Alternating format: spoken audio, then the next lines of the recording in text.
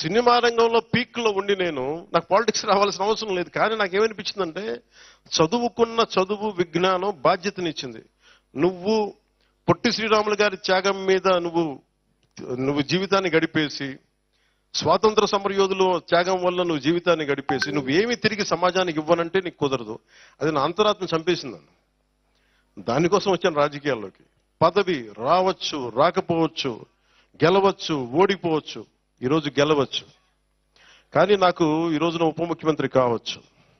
కానీ నేను ఎప్పుడు ఒకటే మనిషిని. ఓడినా గెలిచినా పదవి ఉన్నా లేకపోయినా నేను ఒకటే వ్యక్తి.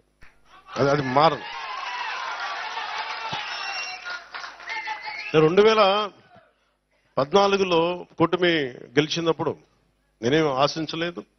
అందరి కోసం పనిచేసి పెట్టాను. రాష్ట్ర ప్రభుత్వం బాగుంటుంది, ప్రజలు బాగుంటారు అనుకున్నాను. ఆ తర్వాత మీకు పర్యావసనాలు తెలుసు. 2019లో ఒంటరిగా పోటీ చేశాం, నలిగాం, ముందుకెళ్ళాం, నిలబడ్డాం. 2024కి ఎలక్షన్ రిజల్ట్స్ వస్తా ఉన్నాయి. మీరు మాట్లాడుతున్న మైక్ ఇచ్చానా?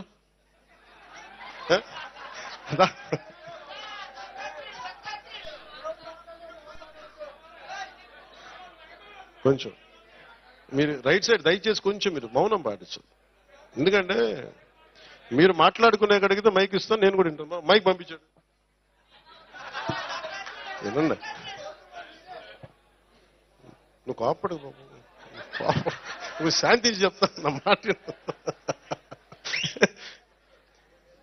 ఎంతసేపు గొడవలు పడతాం, ఎంతసేపు తిట్టుకుంటాం, ఎంతసేపు కొట్లాడుకుంటాం. అరే ప్రేమగా ఉండదు కొంతసేపు.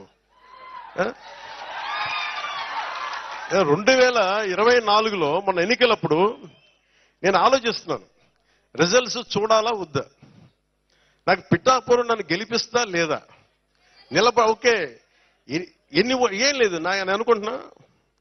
ఓడిపోయినప్పుడు నేను ఆ రోజుకు టీవీలు చూడలే. నేను ఒకటే పెట్టుకున్నా, నిజంగా ఇరిటేట్ చేస్తున్నాను ఇక్కడ, ప్లీజ్ మీరు దయచేసి మీరే please I request you either you stay are leave. మీరే తప్పది మాట్లాడద్దు. ఎవరో తెలియదు నాకు, అక్కడ బయటికి వెళ్ళిపోండి ప్లీజ్. తప్పది. ఎవరు అక్కడ కింద పంపించేయండి బయటికి please. Send them out. Okay వదిలేండి. నేను ఉన్నాను కదా, నేను సాగండి.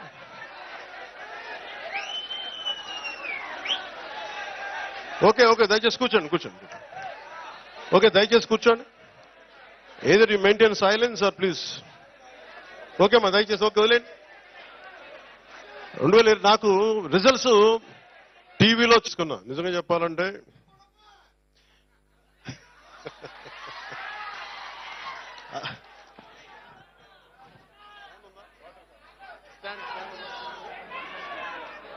ఇవి పక్క నిమిషం, ఫ్యాన్ లేవు, ఏసీలే ఉన్నాయి. ఫ్యాన్లు తీసేసాం, పక్కన పెట్టేశాం.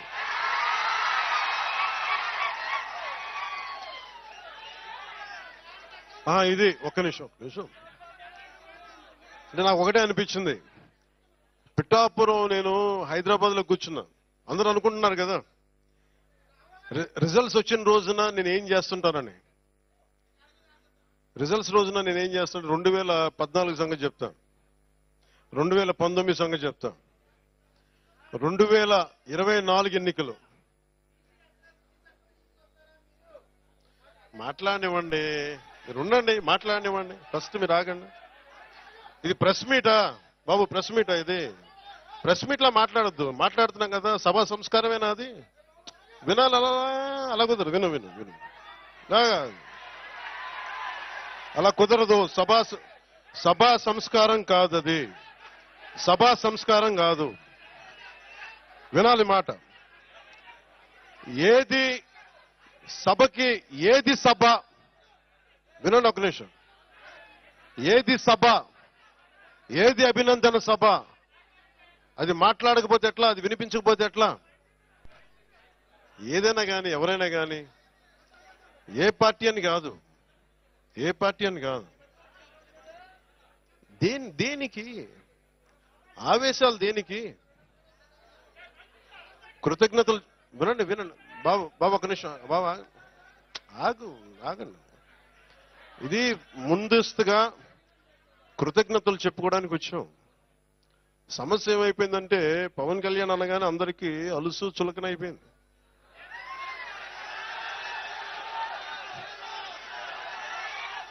చెప్తున్నా అంటే వీళ్ళకి ఎలాంటి వాళ్ళు కావాలంటే జగన్ లాంటి నాయకుడు రైట్ అనిపిస్తాడు. ఒకసారి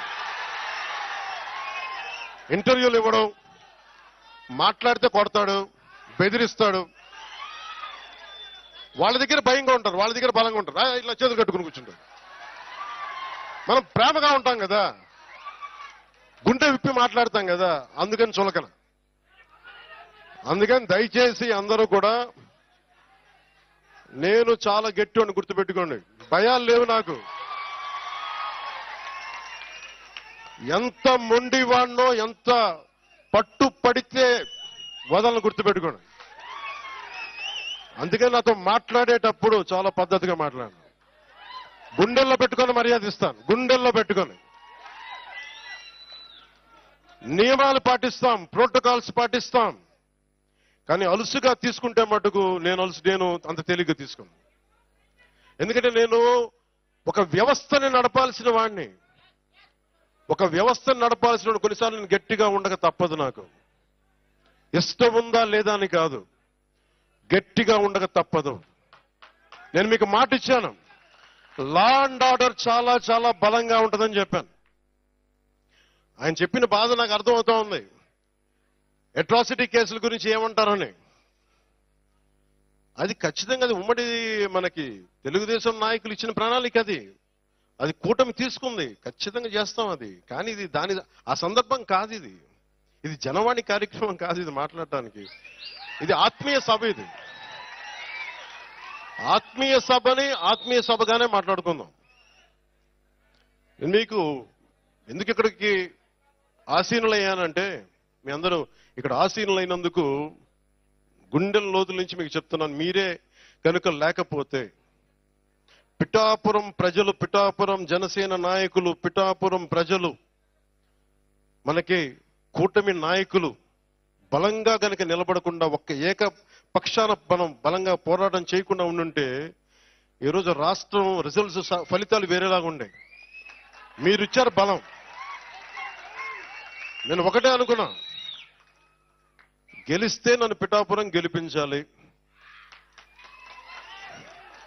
లేదు అంటే నేను ఒకటే అనుకున్నా, పాలిటిక్స్ నుంచి వెళ్ళడానికి కాదు, నేను మటుకు కూర్చోబెట్టి ఆల్మోస్ట్ ఒక బలమైన, ఇంకా ఎప్పుడు పోటీ చేస్తాను లేదు నాకు తెలియదు, ఆ స్థాయికి వచ్చేసాను. నేనేంటంటే పోటీ చేయడానికి, పదవులు అనిపించడానికి నేనేమనుకున్నానంటే, నా దేశం నాకు దేశభక్తినిచ్చింది, నా సమాజం నాకు బాధ్యతనిచ్చింది.